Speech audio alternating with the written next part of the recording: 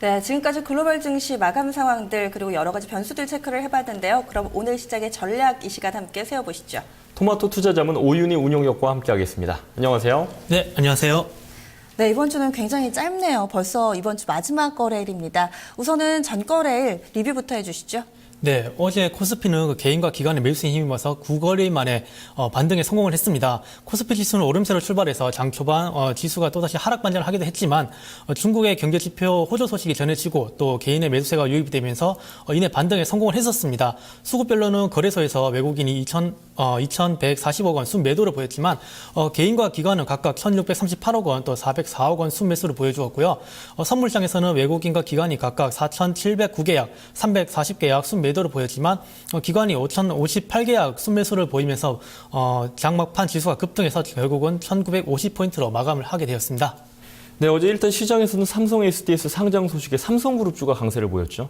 네, 그렇습니다. 어제 삼성 SDS가 상장한다는 소식에 힘입어서 삼성그룹주도 관련된 주식들이 많이 상승하는 모습을 보여주었는데요. 이에 따라서 삼성 SDS가 지분을 가지고 있거나 또 삼성 SDS의 지분을 또 가지고 있는 업체들이 많은 강세를 보여주었습니다. 한국정보인증이 상한가를 보여줬고요. 크레드가 상한가를 보여줬습니다. 이 두 종목은 삼성 SDS가 지분을 가지고 있는 업체가 되겠습니다. 그리고 또 삼성물산이 4.6% 상승을 보여주었는데요. 삼성물산은 삼성 SDS의 또 지분을 가지고 있습니다. 또 어제 가구업종이 또 1분기 양호 실적이라든가 또 아파트 분양 시장이 회복되는 조짐에 힘입어서 가구업종이 또 강세를 보여주었는데요. 현대리바트가 상한가를 달렸고요. NX가 8.53%, 한샘이 3.38% 상승하는 모습을 보여주었습니다. 또 조선업종이 최근 많은 조정을 거쳤었는데요. 오히려 이런 저가 매수가 전략이 통하는 가격대에 왔다라고 판단해서 이런 강세를 또 시연을 했었습니다. 현대미포조선이 6.8% 상승을 보여주었고요.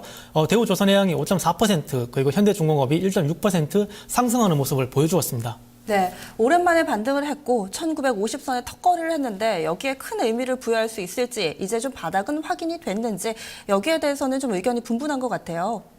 네, 저는 어제도 말씀드렸지만 일단 수익률 게임이 펼쳐질 것이다 말씀을 드렸었는데요.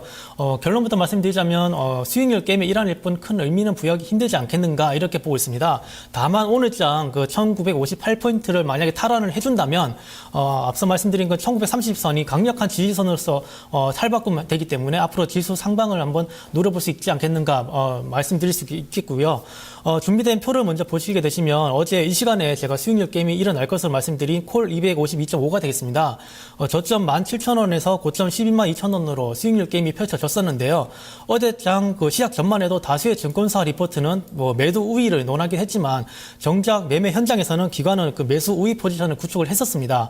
외국인은 5월물에서 매도를 보이긴 했는데요. 대부분 차월물로 이동하는 이 롤링 엣지 물량이 많았기 때문에 사실상 큰 틀에서 외국인의 포지션 변화는 없었다 이렇게 볼 수가 있는 상황이 되겠고요.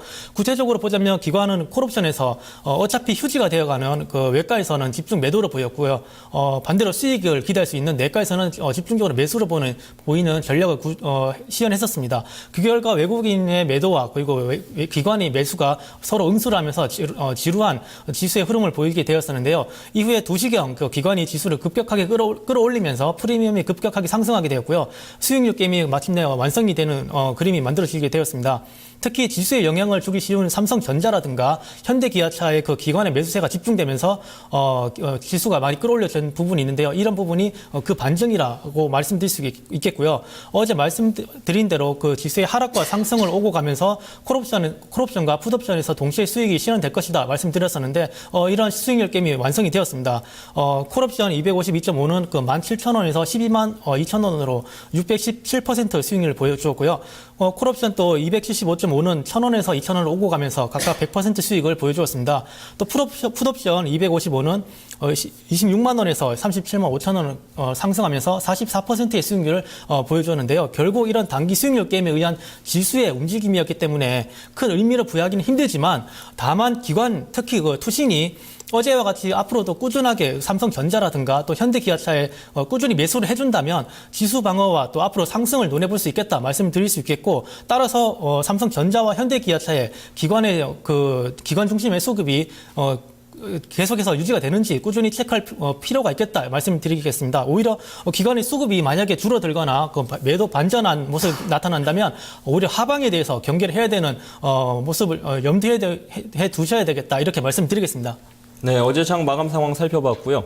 또 어제 운수 장비 업종을 주도 업종으로 제시해 주셨는데 흐름은 어땠는지 짚어볼까요? 네, 어제 운수 장비 업종은 상대적으로 좋지 않은 모습을 보였는데요. 왜냐하면 그동안 소외를 받았던 완성차 업종에 힘이 실리면서 현대기아차 쪽으로 힘이 실리면서 상대적으로 자동차 부품 업종은 좀 역으로 소외를 받았다 이렇게 말씀을 드릴 수가 있겠습니다.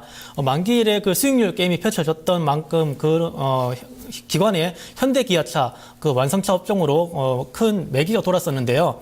그렇기 때문에 이런 현대기아차의 매수가 오늘 또 지속이 되는지 앞으로도 지속이 되는지 체크가 분명히 필요한 부분이 되겠습니다. 그리고 그 상신 브레이크를 어제 제가 말씀드렸는데요. 상신 브레이크는 마이너스 3.31%의 수익을 보여주었는데요. 동사 같은 경우는 견조한 영업이익과 또 EBITDA가 변함이 없습니다. 그리고 국내 전 자동차 메이커에 브레이크를 공급하고 있는 점을 고려할 때 펀더멘털은 상당히 우수하다 이렇게 볼 수가 있겠고요. 특화된 시장에서 주인인 종목이 되겠습니다.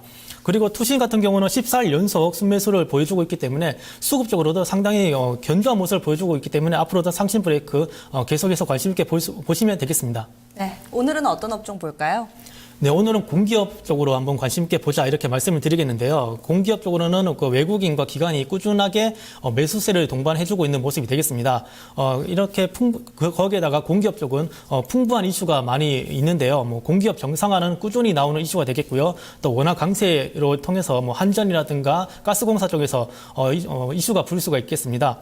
또 담배에 관련해서 대법원 승소 판결이 있었는데요. KTNG가 이런 이슈를 가지고 갈 수 있겠다 이렇게 말씀드릴 수가 있겠습니다. 네, KTNG 그럼 자세하게 살펴볼까요? 네, KTNG를 말씀드리겠는데요. KTNG는 그 수급적으로 볼 때 외국인과 또 연기금에서 동반 매수세가 꾸준히 들어오고 있는 부분이 있고요. 특히 외국인은 31일째 순매수를 보여주고 있습니다. 특히 또 지방선거가 앞으로 6월 4일 펼쳐지게 되는데요. 이 지방선거 후에 담배값 인상에 대한 기대감이 있고요. 또 현재 건강보험공단과 그 소송이 펼쳐질 것으로 예상되고 있는데 이런 소송에 대해서 일단 기획재정부와 보건복지부는 그 소송을 하는 것 자체를 강력하게 거부하고 있는 입장이 되겠습니다. 또 대법원의 판례가 얼마 전에 있었는데요. 대법원의 판례를 보게 된다면 담배의 위해성은 일정 부분 인정을 하고 있습니다. 하지만 그 판결의 결정적으로 판결을 내린 주문을 보게 되면 이런 위해성을 알고도 담배를 피웠는가, 이 부분이 바로 판결의 중요한 포인트가 되기 때문에 KTNG는 이 부분에 대해서 꾸준하게 담배의 위해성을 알리고 있는 부분도 있고, 그렇기 때문에 KTNG가 패소할 확률은 그렇게 높지 않겠다 이렇게 보고 있습니다. 기획재정부라든가 보건복지부는 그 건강보험공단과 KTNG에 큰 영향력을 끼치는 주무 부처가 되겠는데요. 이런 부처들이 특히 정부에서 이런 소송을 극구 반대하고 또 강력하게 거부한다는 것은 앞으로 건강보험공단의 소송에서도 큰 작용이 될 것이다. 뭐 힘을 실어주지는 못하게 되지 않겠는가 이렇게 보고 있는 입장이라서 KTNG가 뭐 승소까지는 모르겠지만 패소하지는 않을 것이다 이렇게 보고 있습니다. 이 소송과 관련된 비용이 큰가요? 소송의 비용은 그렇게 크진 않고요. 규모로는 1,000억도 되지 않습니다. 그래서 KTNG의 입장에서 볼 때는 1,000억도 되지 않는 소송 비용이기 때문에 큰 타격도 없고요. 패소를 하더라도 큰 타격이 없고요. 거기다가 패소할 확률이 그렇게 높지가 않습니다. 그렇기 때문에 대법원의 판례를 보게 되면 주문에서 담배의 위해성은 분명히 인정을 하고 있는 부분입니다.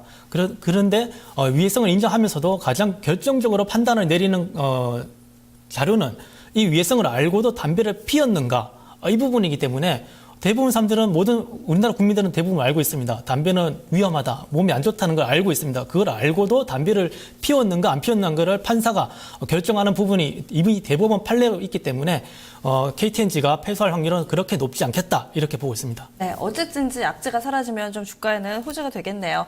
이제 주말을 앞두고 있습니다. 그래서 오늘장 전략 들고 갈지 아니면 팔고 갈지 많이들 고민하실 것 같은데요. 전반적인 투자 전략 어떻게 세울까요?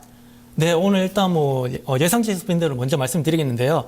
1940포인트에서 9포인트를 관심 있게 보자 이렇게 말씀드리겠고요. 변곡점으로는 1941포인트 그리고 1977포인트를 말씀드리겠습니다. 금일은 그 시장 예상 밴드 내에서 하방적으로 좀 주의를 해볼 필요가 있겠다 이렇게 말씀을 드리겠는데요.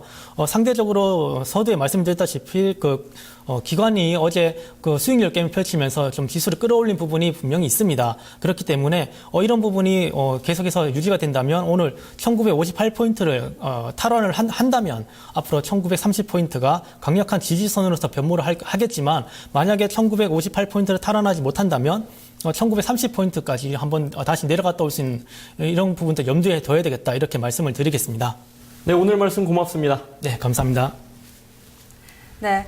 오늘은 금융통화위원회가 있는 날입니다. 증권가에서는 대부분 금리 동결, 12개월째 금리가 동결될 것이다 라는 데 의견이 모아지고 있는 가운데 지난달에 있었던 금통위를 좀 생각을 해봤을 때 당시에 환율이 좀 급등락이 상당히 심했는데요. 좀 구두 개입으로 인해서 환율이 좀 어느 정도 안정을 찾는 모습이었습니다. 지금도 현재 구간대에서 어떤 영향을 미칠지 포인트 맞춰서 확인해 보시기 바랍니다. 네, 시간이 빠릅니다. 벌써 한 주의 마지막 거래일인데요. 또 특히 오늘 주도주로 제시되었던 공기업주에 대해서 관심 가져보면 좋을 것 같습니다. 오늘 순서 마치겠습니다. 다음 주에 찾아뵙겠습니다. 고맙습니다.